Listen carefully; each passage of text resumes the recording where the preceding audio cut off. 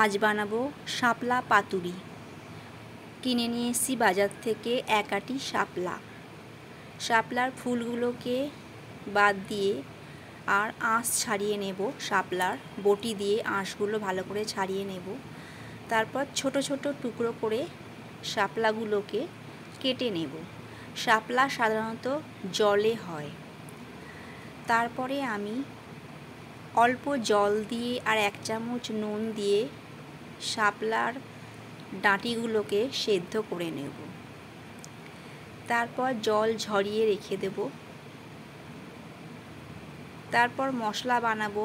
একটা পেঁয়াজ কুচি, তার সঙ্গে রাখবো 6 কোয়া রসুন কুচি, আর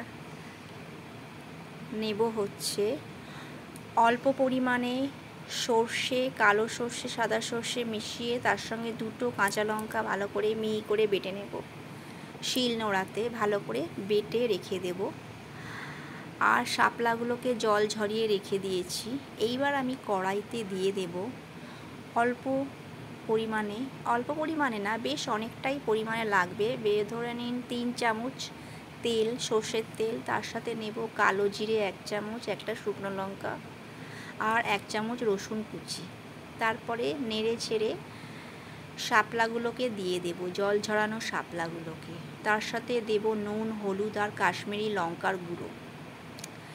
ভালো করে কষবো, নেড়ে ছেড়ে চাপা দিয়ে সেদ্ধ করব আর একটুখানি মজাবো।